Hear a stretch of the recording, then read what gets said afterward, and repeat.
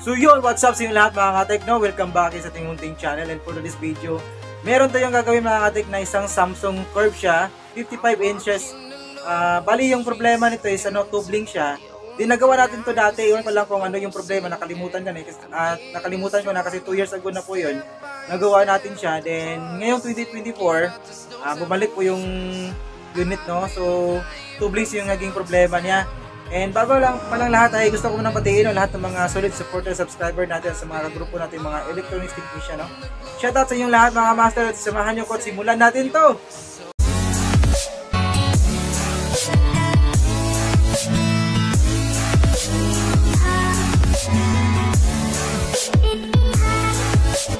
So ayan, ito po yung unit natin mga katek, no? Ayan, ito yung kanyang mainboard. Ayan, dalawang LPDS cable. Then yung kanyang top board natin is natabunan ng kanyang frame at sa ito, mayroon siyang plastic frame. Ayan. So yung model ng unit natin, ay nakabaliktad pala. So ayan, papasahin na lang babaliktad. Ayan.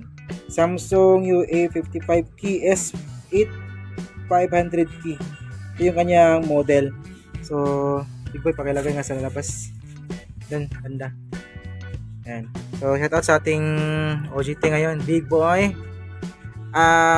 Ito yung kanyang power supply, no? Ayan, malaki yung kanyang power supply. Bali yung problema nito is, ito siya.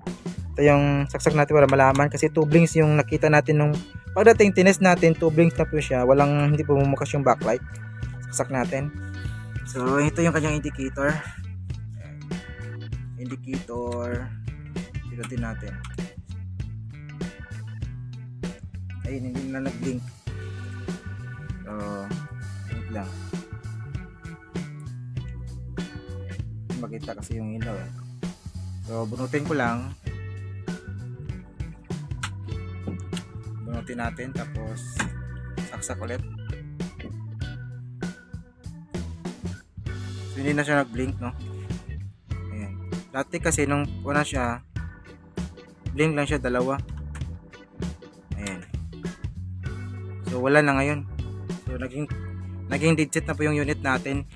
And check natin yung yung kanyang primary muna kung meron ba siyang output. Meron namang label na nakalagay, oh. Ayan, meron naman siyang label na nakalagay. Itong label na to, ito yung kanyang socket na papunta yung mainboard. So hindi tayo mahirapan sa pag-test ng mga voltahe kung ano yung mga naging ano yung meron. So wait lang, at ready mo natin yung ating multi-tester kasi dito pa sa bag natin. Ayan, so ready na po yung tester natin, no? And bali ito yung mga label niya, ito yung iti-test natin kung asan yung merong bang voltahe sa may secondary natin. So ito B amp, nasa mga, iwan ko lang, hindi ko matansya, basta siguro nasa mga 5 volts or 3.3. So check natin, nasa pang dito natin magbilang, ground, dalawang linya, tapos tatlong linya, B amp yan. So ito yan, ground tong dalawa, tapos itong tatlo na to, ito yung B amp. So mapapansin natin dito yung voltahe niya is fluctuating from 4, 3 to yan, pabalik-balik. Fluctuating po yung kanyang voltahe, no? So check natin naman ngayon yung yung kanyang 13 volts. Yan, kasunod ng B amp. Ayan, ito po 5, 1, 2, 3, 4, 5. So ito naman tatlong linya ng ating E13 volts. Tingnan natin. So ganun pa rin yung kanyang supply, oh. Bumabagsak siya, fluctuating. Ayan, fluctuating yung kanyang supply. And dito naman tayo sa ibang nito. So yun lang yung mahalaga kasi yung supply, yung B amp niya, tapos yung 13 volts. The rest mga feedback na yan, ayun, no? Ayan, ground, OD leave, tapos yung kanyang mga PWM, enable dim. Ayan.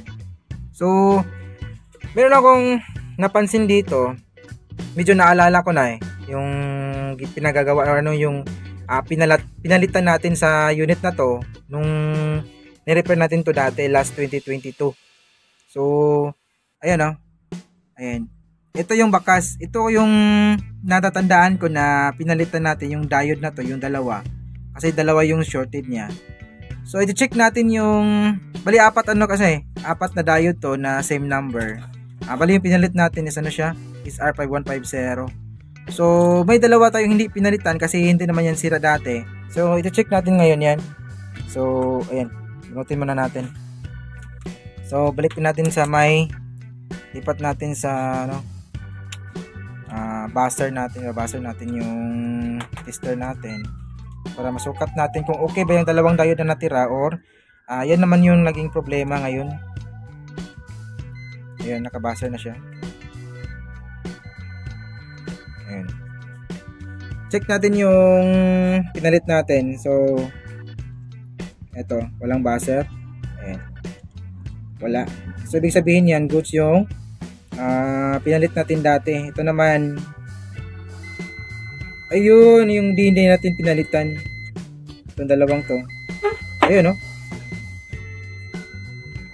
So, naging problema niya, shorted yung natirang dalawang diode na hindi natin pinalitan dati.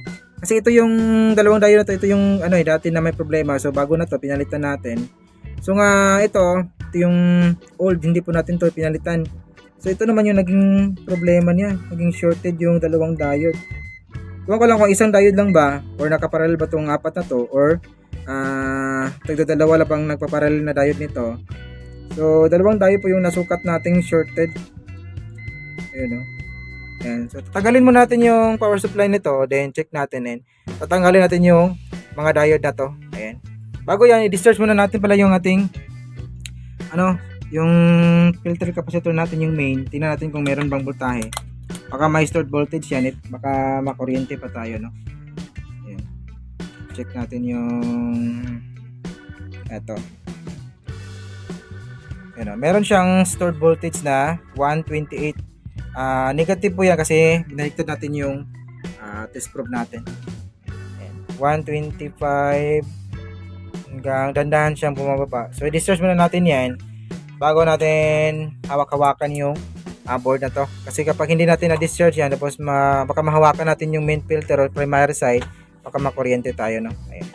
So, ayun, nahang na po natin yung dalawang diode, no? So, i-check natin ngayon, nakabuzzer na po yung tester natin. Ayan.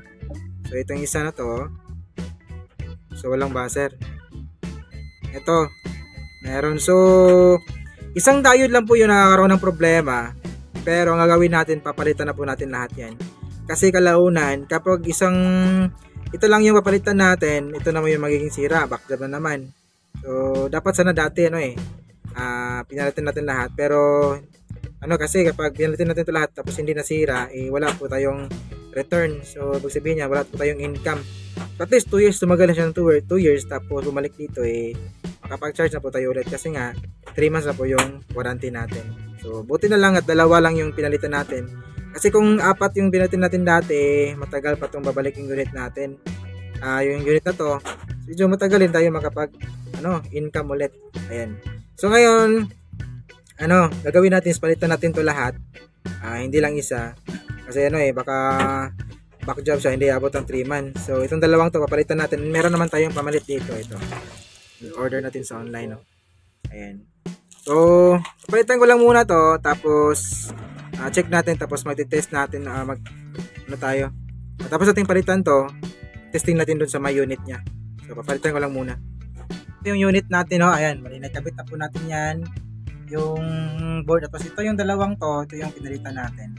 Nakaset up, naka-ready na po yan. Balik na po yung mga socket niya. So, saksak natin. Ready natin yung tester. Ayan. So, saksak. Tingnan natin. Hindi nagilaw yun sa standby, pero bumukas yung backlight niya. Ayan. Bukas yung backlight. So, dito tayo sa may mirror. Hindi kasi nagilaw yun, ulitin natin. Tapos, saksak natin ulit. Abangan natin yung, ayun, may blink isa. Kita nyo ba? Pinutin ko. Tapos, saksak ulit. Ayan. Meron siyang blink isa. So, dito tayo may mirror. Ayun, meron na pong display. Nakalabas na po yung kanyang display. So, nakalagay dyan. Bali, parang umuuga yung ilaw niya, pero hindi po yan. Sa camera po natin yan, no? Wala namang problema. Hindi naman umuuga yung ilaw ng ating unit. Pero sa camera, parang umuuga-uga siya. Iwan ko lang kung bakit. Ayan, no? So, pindutin nga natin yung remote natin. Ito hindi pinadala sa may-ari. Ganyan. Ilaw. Pero imbis sa mata natin wala pong problema yung ilaw, hindi po siya umuuga. Pero sa camera umuuga po siya. Ewan ko lang baka sa camera ng cellphone natin ito, no. Yan. So dito na lang. Parang yung ilaw niya umuuga pero hindi naman yan. Hindi naman yung umuuga, oh. Yan. Parang umuuga-uga siya. Pero kung sa mata mo titingnan, hindi naman. Normal naman. Ayun.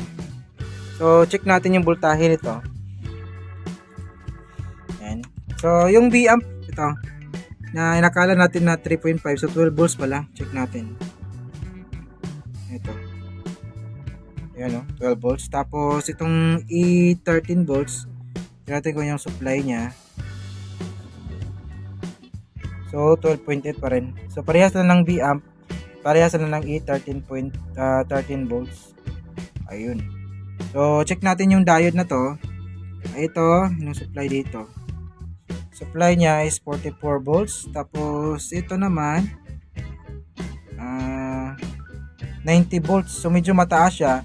Pero yung pinalit nating diode na to, yung maximum voltahe niya, yung maximum voltage na kaya nang i-handle is, na siya, 150 volts. Kasi SR5150, 5 amperes, then 150 volts maximum voltage. Carrying capacity. Yun. So, set up ko lang siguro to. Wait.